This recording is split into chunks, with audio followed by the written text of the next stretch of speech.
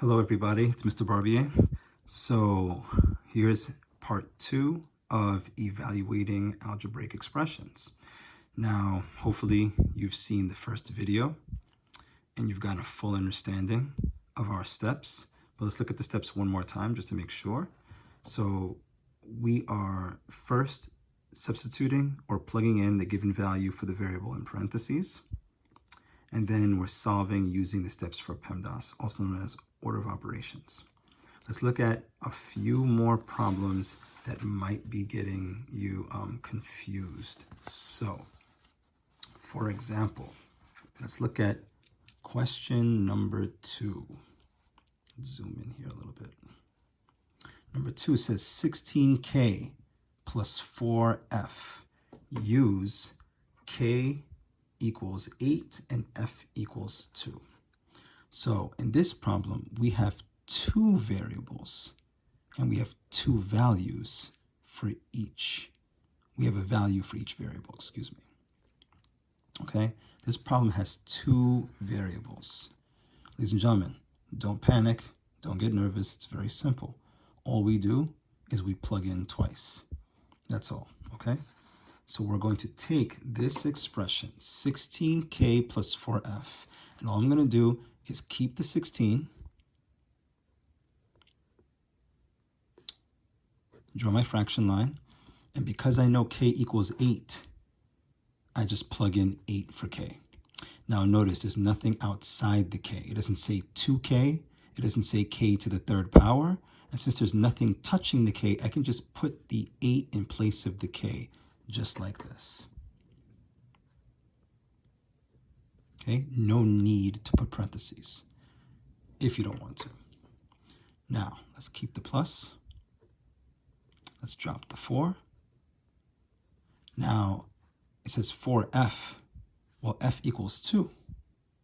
I can't just put 2 because then it'll look like 42. So now I need parentheses to separate the 2 from the 4. Okay, we're done plugging in. Now let's solve using Pemdas. Ladies and gentlemen, let's remember, a fraction bar means division. So this is division right here. That's an addition sign. And these two numbers touching mean multiplication.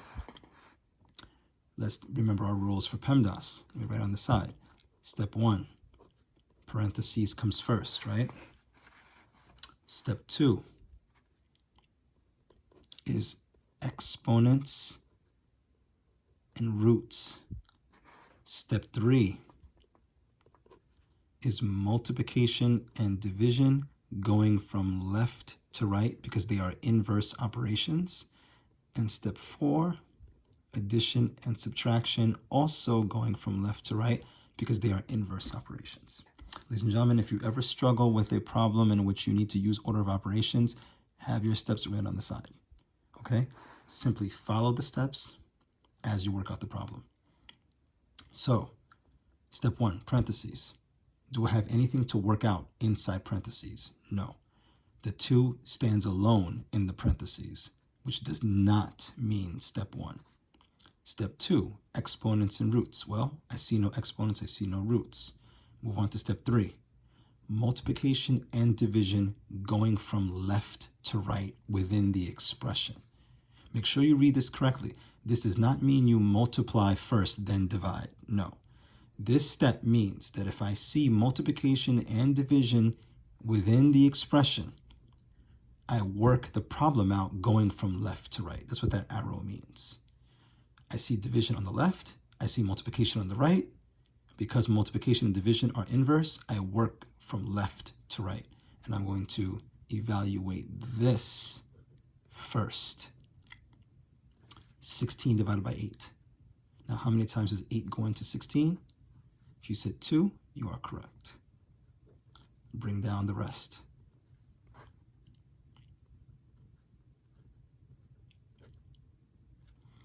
Now, let me do what I love to do, and let's play devil's advocate for a second, okay? I see 2 plus 4 touching 2 in parentheses. So I'm going to go left to right and go 2 plus 4. Is that right? If you said, no, Mr. Barbier, that's wrong, thank you for saying that, because addition, ladies and gentlemen, is step 4. I do not add 2 plus 4 next. The 4 touching this 2 is step 3, multiplication. I must multiply before I add. Okay? 4 times 2 is what? If you said 8, that is correct. Bring down the plus, bring down the 2. Ladies and gentlemen, finally, I just add 2 plus 8, and my answer is 10. Okay? Be sure to double check your work. Make sure that you don't make careless mistakes, such as the one that I was mentioning earlier. All right, let's look at another problem. Let's see. How about we do let's take a look at number 8. Number 8, right here.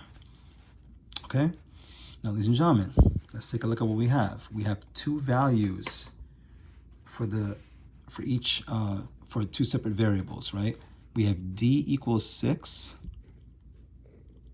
and we have b equals 7.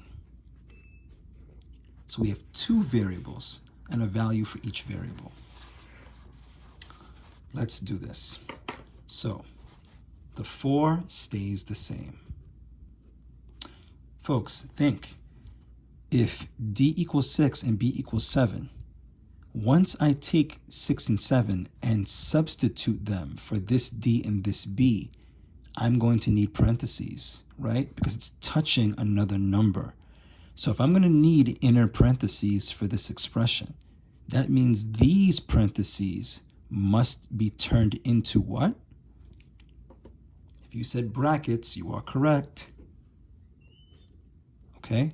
I need brackets for the outer parentheses.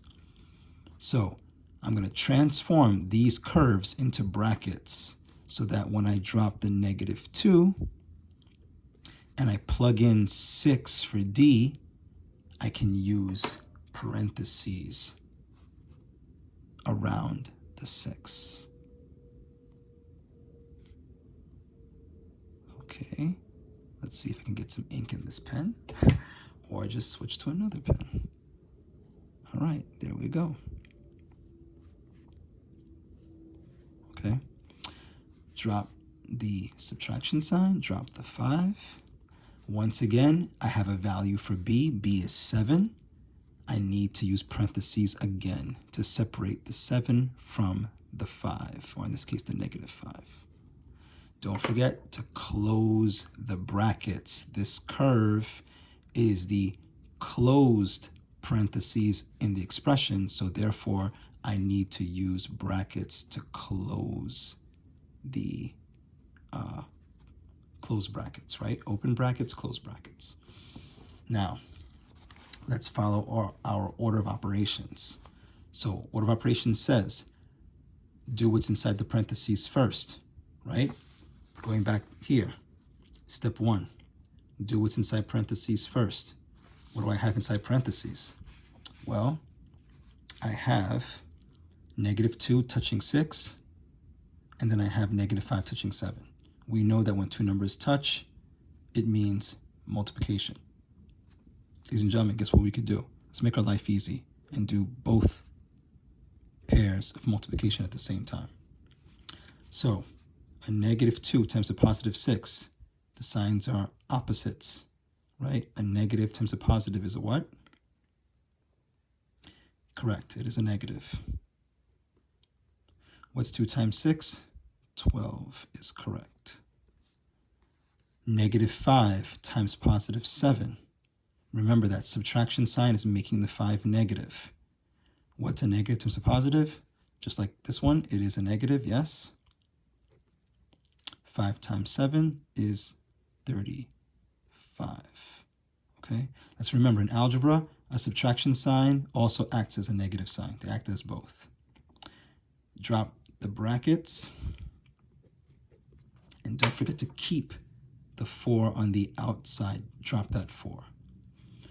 Now, question. Are we done with step 1 yet? If you said no, you are right, because we haven't gotten what's inside the brackets down to one number. Let's continue working inside the parentheses, or in this case, brackets. Let's use the money and debt method. If you owe someone $12, the 12 is negative.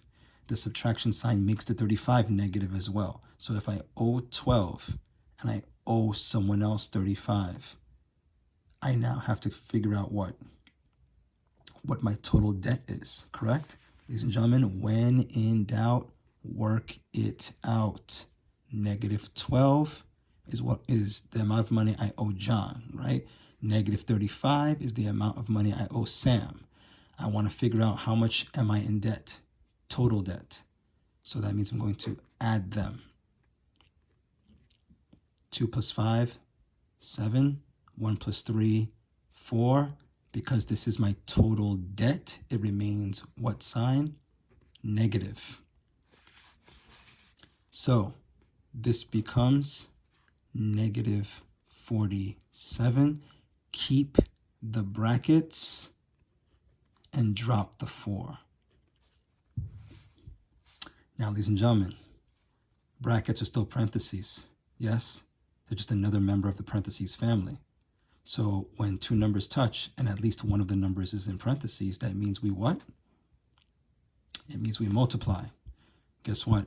Can't do that in your head, right? And we're not going to use a calculator. No. Let's work it out. So negative 47 times 4. Okay, let's do it. 4 times 7 is 28. 4 times 4 is 16. Plus 2 is 18. And let's remember, I'm multiplying a negative and a positive. The signs are different. The answer is negative. And therefore, my answer is negative 188. Okay, ladies and gentlemen, just did 2 problems there for you. Let's see how well you can do the rest of it. Do your best. Again, do your best, ladies and gentlemen. Mistakes will happen. But that's natural. It's part of the learning process, okay? But you're not going to learn anything unless you try. So keep trying, keep trying, keep trying, keep practicing. All right, I'll end the video right there. If you have any questions, you know what to do. And keep working hard, ladies and gentlemen. You'll get there. We'll get there together. Take care.